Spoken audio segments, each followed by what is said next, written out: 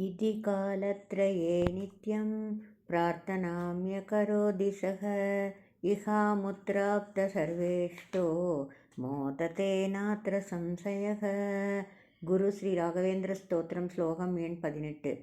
மேற்கண்டவாறு எவர் பிரதிதினமும் முவ்வேளையும் ஸ்ரீ ராகவேந்திரரை பிரார்த்திப்பரோ அவர் இகப்பரம் இரண்டிலும் சர்வாபீஷ்டங்களை அடைந்து சந்துஷ்டராவர், அதாவது சந்தோஷிப்பார் என்பதில் எள்ளளவும் சந்தேகமில்லை.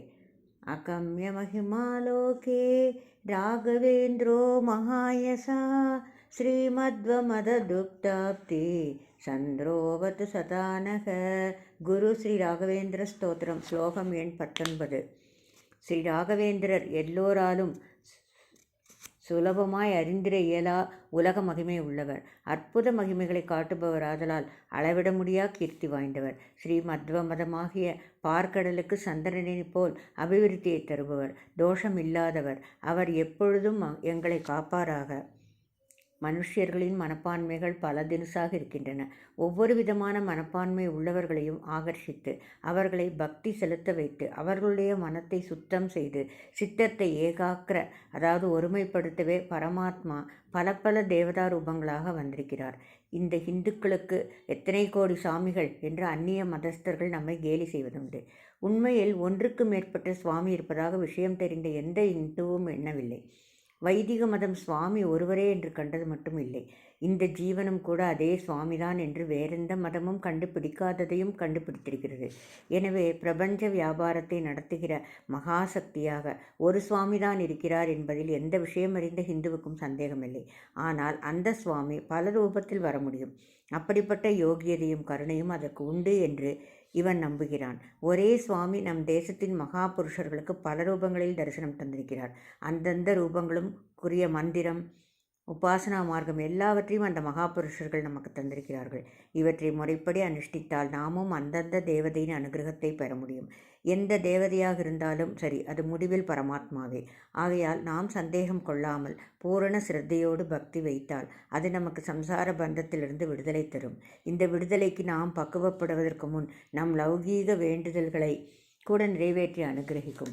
இத்தகைய பக்தியை நம் குருவின் மூலமே கண்டறிந்து பகவானை வேண்டுவதற்கு வழிவகுக்கும். எனவே நாமும் நம் குருமார்களின் மீது ஸ்திரமான பக்தி செலுத்தி நாம் பகவானின் அருளை பெறுவோமாக. நண்பர்களே, நாம் நம் பக்தி சிந்தனா சேனலில் குரு வாரம் குரு மகிமை என்ற தலைப்பில் மந்திராலய மகாபிரபு ஸ்ரீ ஸ்ரீ ஸ்ரீ ராகவேந்திர சுவாமிகளின் மகிமைகளை கண்டறிந்து வருகிறோம் அல்லவா. இன்றும் நாம் நம் காணொளி எண் 161 மூலம் மகாபிரபு ஸ்ரீ ராகவேந்திரரின் சில மகிமைகளை காண்போம் வாரீர். ஸ்ரீ ராகவேந்திர கவச்சத்தில் ஸ்ரீ ராகவேந்திர மகிமை. ஸ்ரீமத்வ மத பீடாதிபதே ஸ்ரீ ஸ்ரீ ராகவேந்திர சர்க்குருவே பரிமள பண்டித பவ்யஸ்வரூபா பரிந்தே உதவும் பாக்ய விதாதா. அருமை அருமை அற்புத மகிமை. அருள்வாய் அருள்வாய் கவச்சம் கவச்சம் ஞான பண்டித நாதா வேதா மோனத்தவத்து முனிவா முதல்வா. கவிஞர் சக்திதாசன் இயற்றிய ஸ்ரீ ராகவேந்திர கவச்சம் நூலிலிருந்து. தங்க கவச்சத்தில் ஸ்ரீ ராகவேந்திர மகிமை எனும் தலைப்பில் 30 தோலா தங்கத்திற்காக ஸ்ரீ ராகவேந்திரர் புரிந்த மகிமையையும் அதை கொண்டு மொத்தம் 830 தோலா தங்கத்தில் கவசம் செய்து 300வது ஆராதனையின் போது சாற்றியதையும் நாம் கண்டோமல்லவா. பொதுவாக கவச்சம் என்பது ஒன்றின் மேல் சாற்றுவது அல்லது ஒன்றுக்கு பாதுகாப்பாக இருப்பது என்பது பொருள் கொள்ளலாம். ஸ்ரீ ஸ்ரீ ராகவேந்திர சுவாமிகளின் மூல பிருந்தாவனத்திற்கு வெள்ளி கவச்சம் தங்க கவச்சம் சாற்றப்பட்டிருப்பதை மந்திராலயம் சென்றிருப்பவர்கள் கண்டிருக்கலாம். மேலும் அநேக கோயில்களின் அநேக தெய்வங்களுக்கும் கவசம் சாற்றியிருப்பதையும் கண்டிருப்பீர்கள். கர்ணன் கூட கவச குண்டலங்களோடு பிறந்ததாக மகாபாரதம் கூறுகிறது. தனவந்தர்கள் மற்றும் நாட்டின் உயர் பதவியில் இருப்பவரில் சிலர் குண்டு துளைக்காத கவச உடைகளை அணிவதை செய்திகள் மூலம் அறிகிறோம் அல்லவா. அதை அணிந்தால் உயிருக்கு அவ்வளவு எளிதில் ஆபத்து வராது என்பார்கள். நமது உடலில் உள்ள ஒவ்வொரு உறுப்புகளுக்கும் கூட நாம் கவசம் அணிந்து கொள்ளலாம். அப்படி அணிந்து கொள்ளும் போது எந்தவித கெடுதலும் நம்மை தாக்காது. இப்போது நான் சொன்ன இந்த கவசம் இரும்பினாலோ மற்ற உலோகங்களாலோ ஆனதல்ல, பாக்களால் ஆனது. அநேக தெய்வங்களுக்கு பாக்களால் ஆன கவசம் உண்டு. பக்தர்களும் அவற்றை பாராயணம் செய்து பலன் பெற்று வருவதும் கண்கூடு. கவச்சப்பாக்களில் அந்தந்த தெய்வங்களின் மகாத்மியங்களை கூறிக்கொண்டு, அப்படிப்பட்டவர் எனது தோள்களை காக்கட்டும், கண்களை காக்கட்டும், நாவினை காக்கட்டும் என்று ஒவ்வொரு அவயவங்களுக்கும் பாக்களால் கவச்சம் சாற்றப்பட்டிருக்கும். அந்த வகையில் ஸ்ரீ ராகவேந்திரருக்கும் பூஜ்யாய ராகவேந்திராய அருளிய அப்பனாச்சாரியரும் சமஸ்கிருதத்தில் கவசம் சாற்றியுள்ளார். ஸ்ரீ ராகவேந்திர மகிமை நூலாசிரியர் திரு அம்மன் சத்யநாதன் அவர்கள் மேலும் பின்வருமாறு கூறுகிறார். எனக்கு தமிழிலே ஸ்ரீ குருராஜர் மீது கவசம் புனையப்பட வேண்டும் என்ற ஆவல் இருந்து வந்தது. நானே பாடல்கள் எழுதுவேன் என்றாலும் கவசம் என்றவுடன் எனக்கு பட்டென கவிஞர் சக்திதாசன் நினைவுதான் வந்தது. கவசம் எழுதுவதில் கைத்தேர்ந்தவர் அவர். 1978 வெளியான எனது முதல் நூலான மாங்காடு அம்மன் அரசுவையை படித்துவிட்டு பெண்ணாடத்திலிருந்து பாலசுப்பிரமணியன் என்பவர் மாங்காடு அம்மன் மீது ஸ்ரீ காமாட்சி கவசம் எழுதி அனுப்பியிருந்தார். படித்ததும் நெஞ்சில் பதிந்து போகும் வகையில் பக்தி சுவை சொட்ட அற்புதமாயிருந்தது அது. இதை எழுதியவரை நேரில் பார்க்காமலேயே அந்த எழுத்தின் தரத்தை வைத்து கையடக்க பதிப்பாக அதை வெளியிட்டேன். அதைத் தொடர்ந்து சந்தோஷி மாதா மீது, துர்க்கை மீதெல்லாம் கவசம் எழுதி அனுப்பியிருந்தார். நானும் அவரை பார்க்காமலேயே நூலாக வெளியிட்டு வந்தேன். ஒரு நாள் திடீரென நான் பணிபுரிந்து கொண்டிருந்த அண்ணா சாலை மோட்டார் கம்பெனிக்கு ஒருவர் வந்து நான் தான் சக்திதாசன் என்று அறிமுகப்படுத்தி கொண்டார். முன்பே அவரது புகைப்படத்தை பார்த்திருந்ததால் நானும் உடனே அடையாளம் கண்டு கொண்டேன். ஆம், நீங்கள் நினைப்பது சரிதான். கவிஞர் சக்திதாசனின் இயற்பெயர்தான் பாலசுப்பிரமணியன் என்பது. நான் ஆண்டுதோறும் ஸ்ரீ ஸ்ரீ ராகவேந்திர சுவாமிகளின் ஆராதனையின் போது ஸ்ரீ ராகவேந்திர அஷ்டகம் வெளியிட்டது முதல் ஸ்ரீ ராகவேந்திரர் மீது புதிய நூல்களையோ அல்லது முன்பே வெளியான நூல்களின் மறுபதிப்பையோ வெளியிடுவதை வழக்கமாக கொண்டிருக்கிறேன். அந்த வகையில் 1987 ஆராதனையின் போது ஸ்ரீ ராகவேந்திர கவச்சம் வெளியிடலாம் என்று தோன்ற உடனடியாக பெண்ணாடத்திலிருந்த சக்திதாசனுக்கு கடிதம் எழுதினேன். அவரும் உடனடியாக அனுப்ப அந்த ஆண்டு ஆராதனையின் போது வெளியாகி இன்று வரை பல பதிப்புகள் வெளிவந்து பக்தர்களால் பாராயணம் செய்யப்பட்டு வருகிறது. ஸ்ரீ ராகவேந்திர கவச்சம் வெளியாகி 10 ஆண்டுகள் கடந்த நிலையில் 1997 அது ஒலி நாடாக கேசட்டாக வெளிவரக்கூடிய சூழ்நிலை வந்தது. அப்போது சக்திதாசனும் என்னை சந்திக்க வந்திருந்தார். அவருடன் பேசிக்கொண்டிருக்கும் போது நான் கேட்ட கேள்விக்கு விடையாக அடுத்த முறை சென்னைக்கு வந்தபோது மிகுந்த பூரிப்போடு தனது அனுபவ கடிதத்தை என்னிடம் தந்தார். படித்து பார்த்து பரவசப்பட்டு போனேன். கவிஞர் சக்திதாசனின் கடிதத்தை உள்ளது உள்ளபடியே அப்படியே கீழே தருகிறேன். படித்து பாருங்கள். ஸ்ரீ ராகவேந்திர மகிமையை உணருங்கள். 1987 ஒரு நாள் சேலத்தில் முகாமிட்டிருந்த அம்மன் சத்யநாதன் அவர்களிடமிருந்து எனக்கு ஒரு அஞ்சல் அட்டை வந்தது. அதில் அவர்கள் ஸ்ரீ ராகவேந்திரர் கவச்சம் எழுதி 1 வாரத்திற்குள் அனுப்பிவிடுங்கள், உடனே அதை சிறு புத்தகமாக அச்சிட்டு ஸ்ரீ ராகவேந்திரர் ஆராதனைக்குள் வெளியிட வேண்டும் என கேட்டிருந்தார். நானோ அந்நாள் வரை ஸ்ரீ ராகவேந்திர சுவாமிகளை பற்றி ஒன்றும் அறியாதவனாக இருந்தேன். ஸ்ரீ ராகவேந்திரர் என்பவர் யார், அவர் செய்த மகிமைகள் என்ன என்பது கூட எனக்கு தெரியாது. அந்நிலையில் எவ்வாறு அவரை பற்றி கவசம் எழுதுவது என்று ஒன்றும் புரியாமல் தவித்து கொண்டிருந்தேன். அஞ்சல் அட்டை வந்த 2 தினங்களுக்குள் அம்மன் சத்யநாதன் அவர்களிடமிருந்து ஸ்ரீ ராகவேந்திரர் வரலாறு மற்றும் மகிமை குறித்த நூல் ஒன்று பதிவஞ்சலில் எனக்கு வந்தது. அந்நூலை நான் பெற்றுக்கொண்டேனே தவிர அதில் ஒரு பக்கம் கூட புரட்ட முடியாத வகையில் என் பள்ளிக்கூட பணி இருந்தது. இவ்வாறாக அம்மன் சத்யநாதன் அவர்கள் எனக்கு தந்த 1 வார கால அவகாசத்தில் 4 நாட்கள் ஓடிவிட்டன. மிஞ்சி இருப்பது இன்னும் 3 தினங்கள் மட்டுமே. என்ன செய்வதென்று எனக்கு ஒன்றும் புரியவில்லை. 4ஆம் நாள் இரவு நான் வசித்து வந்த வீட்டிற்கு வெளியே முன்புறம் உள்ள வெட்ட வெளியில் ஒரு கயிற்றுக்கட்டில் போட்டு என் தலைமாட்டில் ஒரு நோட்டும் பேனாவும் டார்ச் விளக்கம் வைத்துக்கொண்டு அப்படியே சாய்ந்து விட்டேன். வீட்டின் உள்ளே என் மனைவியும் குழந்தைகளும் படுத்து உறங்கினார்கள். நடுஜாம வேளை. அரை தூக்கத்தில் இருந்த என் முன்னே கட்டிலை சுற்றி ஸ்ரீ ஆஞ்சநேயர் பலமுறை சுற்றி கொண்டிருப்பதைப் போல் உணர்ந்தேன். கண் விழித்து பார்த்தேன், ஒன்றும் தென்படவில்லை. உடனே என் மனதில் ஏதோ ஒரு உந்துதல், ஏதோ ஒரு இனம் புரியாத சக்தி. பேனாவை எடுத்தேன். நோட்டு புத்தகத்தில் பக்கம் பக்கமாக வரிசை கிரமமாக ஏதோ வரிகளை எழுதி கொண்டே வந்தேன். பொழுது விடிய இன்னும் சிறிது நேரமே இருந்தது. எழுதுவதை அப்படியே நிறுத்தி கொண்டேன். வீட்டின் உள்ளே நுழைந்தேன். லைட் சுவிட்சை போட்டேன். என் மனைவியை எழுப்பினேன். தூக்க கலக்கத்தில் அவள் கண்களை கசக்கியவாறு எழுந்தாள். அவளிடம் நான் எழுதிய நோட்டை தந்தேன். டேப் ரெக்கார்டில் ஒரு கேசட்டை பொருத்தினேன். நோட்டு புத்தகத்தில் எழுதப்பட்ட வரிகளை பாடச் சொன்னேன். முதல் வரியை பாடினாள். 2ஆம் வரியை பாடத் தொடங்கும் போது அவளை அறியாமல் அவளது கண்கள் மூடத் தொடங்கின. கண்களை மூடிக்கொண்டே அவளது வாய் தொடர்ந்து வரிகளை பாடிக்கொண்டே வந்தது. முழுதும் பாடி முடித்த பின்னர் அப்படியே கீழே சாய்ந்து விட்டாள். முகத்தில் நீரை தெளித்தேன். சற்று நேரத்தில் அவள் எழுந்து அமர்ந்து கொண்டாள். கேசட்டை மீட்டினேன். அதில் என் மனைவி பாடிய ஸ்ரீ ராகவேந்திரர் கவச வரிகள் ஒலித்தன. அதை கேட்கும்போது இந்த வரிகளை எவ்வாறு எழுதினேன், இவையாவும் நான் எழுதியதுதானா என வியப்படைந்தேன். சத்தியமாக சொல்கிறேன், கவச வரிகள் அனைத்திலும் ஸ்ரீ ராகவேந்திரரே அவரது மகிமைகளை சொல்லியிருக்கிறார் என்பதை உணர்ந்தேன். இதில் இன்னொரு விந்தை என்னவென்றால், டேப் ரிகார்டரில் ஒலிக்கும் கவச வரிகளை நான் எங்கே பாடினேன் என்று என் மனைவி என்னை கேட்டாள். இவ்வரிகளை நான் பாடவில்லை என்று என் மனைவி சொன்னதும் என் தலையே சுற்றியது. ஸ்ரீ ராகவேந்திரரின் அற்புதத்தைக் கண்டு வியந்தேன். மறுநாள் கவசத்தை நல்ல தாளில் எழுதி அம்மன் சத்தியநாதன் எனக்கு தந்த ஒரு வார காலத்திற்குள் அவருக்கு அனுப்பிவிட்டேன். 10 தினங்களில் ஸ்ரீ ராகவேந்திர கவசம் நூலாக என் கையில் தவழ்ந்தது என்று கவிஞர் சக்திதாசன் உணர்ச்சி பொங்க தாம் கவசம் இயற்ற ஸ்ரீ ராகவேந்திரர் உதவி புரிந்த மகிமையை விளக்கியிருந்தார். ஸ்ரீ ராகவேந்திரரை பற்றி ஏதும் அறியாத சக்திதாசன் எழுதிய கவசத்தை படிப்பவர்கள் அது ஸ்ரீ ராகவேந்திரரின் கருணா கடாட்சத்தால் இயற்றப்பட்டதுதான் என்பதை நிச்சயம் உணர்வார்கள். அதில் உள்ளவை எல்லாவும் சத்தியமானவை. எனக்கு மந்த்ராலய பிருந்தாவன பிராகாரத்தில் அமர்ந்து கொண்டு தன் வரலாற்றையே என்னிடம் ஒரு பெரியவர் மூலம், அதாவது பெரியவர் உருவில் கூறினாரே, அதேபோல் சக்திதாசனுக்கும் அவர் வணங்கும் ஸ்ரீ ஆஞ்சநேயர் மூலம் ஒரு சக்தியை கொடுத்து எழுத வைத்துள்ளார் என்றே தோன்றுகிறது. அதில் உள்ள வரிகளை அவரது மனைவியும் அதை பாராமலேயே பாடியிருக்கிறார் என்றால் அவர்கள் குடும்பத்திற்கே என்ன ஒரு அனுகிரகம் பாருங்கள். அதோடு நில்லாமல் ஸ்ரீ ராகவேந்திரர் அவர்களுக்கு இன்னும் ஒரு மகிமையும் புரிந்தார். வழிகாட்டிய ராகவேந்திரர் தன் மீது ஆத்மார்த்தமாக பக்தி கொண்டுள்ள பக்தர்களை ஏதேனும் ஒரு வகையில் தக்க சமயத்தில் ஸ்ரீ ராகவேந்திரர் அனுகிரகித்து வருகிறார் என்பதை பல நிகழ்வுகளில் கண்டு வருகிறோம். இங்கேயும் எனது ஆத்ம நண்பர்களில் இருவருக்கு ஸ்ரீ ராகவேந்திர புரியும் அனுகிரகத்தை காணவிருக்கிறோம். ஒருவர் கவிஞர் சக்திதாசன், இன்னொருவரும் உங்களிடையே மிகவும் பிரபலமானவர்தான். யாரென்று கேட்கிறீர்களா? தொடர்ந்து படிக்கும்போது புரியும். புரிந்ததும் ஆஹா, இவர்தானா என்று மனம் மகிழும். முதலில் சக்திதாசன் நிகழ்ச்சி. என்னிடம் தந்த அனுபவ கடிதத்தில் சக்திதாசன் எழுதியிலிருந்து 1997 ஜூன் மாத இறுதி வாரத்தில் ஒரு நாள் சென்னை ராயப்பேட்டையில் அம்மன் சத்தியநாதன் அவர்களை அவரது இல்லத்தில் சந்தித்தேன். என்னுடன் பேசிக்கொண்டிருந்த அவர், நீங்கள் எழுதிய ஸ்ரீ ராகவேந்திரர் கவசம் அதிவிரைவில் ஸ்ரீ அம்மன் கேசட்ஸ் நிறுவனத்தாரால் ஆடியோ கேசட்டாக வெளிவர இருக்கிறது என்ற இன்ப அதிர்ச்சி தந்தார். என் மனம் பூரிப்படைந்தது. திடீரென அவர், நீங்கள் மந்திராலயம் பார்த்திருக்கிறீர்களா இல்லையா என்று வினவினார். ஸ்ரீ ராகவேந்திரர் எப்பொழுது அழைக்கிறாரோ அப்போதுதானே அவரது சன்னிதானத்திற்கு செல்ல முடியும். இன்னும் அவரது திருவருள் எனக்கு கிடைக்கவில்லை. சந்தர்ப்பத்தை அவர் அமைத்து கொடுத்தால் கட்டாயம் மந்திராலயம் செல்வேன் என்றேன். சென்னை அலுவல்கள் முடிந்த பின் என் ஊரான பெண்ணாடம் திரும்பினேன். வீட்டிற்கு வந்ததும் ஒரு கடிதம் கண்டேன். கிருஷ்ணகிரியிலிருந்து என் தங்கை சகுந்தலா அந்த கடிதத்தை எழுதியிருந்தாள். கடிதத்தை படித்தேன். அண்ணா, நான், என் கணவர், அம்மா ருக்மிணி, தம்பி கணேசன், மகள் வனிதா, கணேசனின் மனைவி, பேரன் பிரவீன் குமார், ஸ்ரீ ராகவேந்திரரின் தீவிர பக்தியான மருமகள் ஸ்ரீபிரியா, அவளது பெற்றோர், அவளது பாட்டி, அவளது தம்பி ஆகியோர் மந்திராலயம் செல்கிறோம். அதனால் நீயும் அண்ணி பிரேமாவும் மறுக்காமல் மந்திராலயத்திற்கு எங்களுடன் பயணம் புறப்பட வேண்டும். இதை நான் கூறவில்லை, ஸ்ரீ ராகவேந்திரரை அழைப்பதாக கருதி உடன் செய்தியை எங்களுக்கு ஃபோன் செய்ய வேண்டும் என்று எழுதியிருந்தாள். சென்னையில் அம்மன் சத்தியநாதன் அவர்கள் என்னிடம் கேட்ட கேள்வி, நான் தந்த பதில், என் தங்கை எழுதிய கடிதம் என்னை எங்கேயோ இழுத்துச் சென்றது.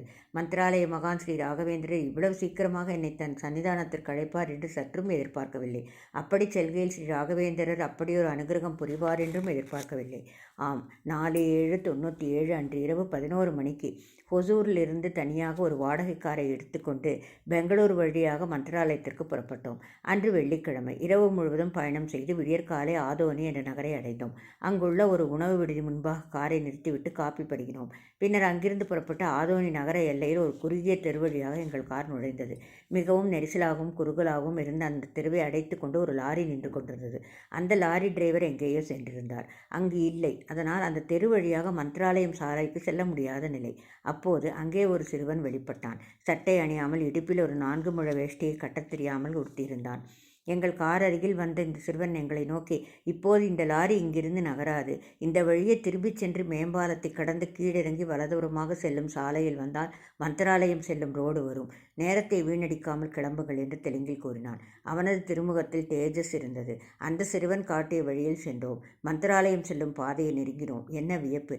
அதே சிறுவன் அங்கேயும் தென்பட்டான். எங்கள் கார் அருகில் வந்தான். இவ்வளவு சீக்கிரமாக கார் வருவதற்கு முன்பு இவன் எவ்வாறு வந்தான் என்று ஆச்சரியப்பட்டோம். என் தங்கை சகுந்தலா அவனிடம் ரூபாய் தந்து, இந்தாப்பா, நீ செய்த உபகாரத்திற்கு இதை வைத்துக்கொள் என்றாள். எவ்வளவோ கஷ்டப்பட்டு மந்திராலயம் பார்க்க ஆவலாக போய்க் கொண்டிருக்கிறீர்கள். உங்களிடம் காசு வாங்குவது பாவம். இனிமேல் சிரமம் இல்லை, சுகமாக போகலாம் என்று தெலுங்கில் பதில் கூறி காசு பெற மறுத்துவிட்டான் என்பதோடு சக்திதாசனின் கடிதம் முடிந்திருந்தால் இதில் என்ன அற்புதம் இருக்கிறது என்று தோன்றும். ஆனால் பாருங்கள், அவர்கள் மந்திராலயம் மற்றும் பஞ்சமுகி ஆஞ்சநேயர் சந்நிதிகளை தரிசித்த பின்னர் ஞாயிற்றுக்கிழமை மந்திராலயத்திலிருந்து புறப்பட்டு வேறொரு க்ஷேத்திரத்திற்கு தரிசிக்க சென்றனர்.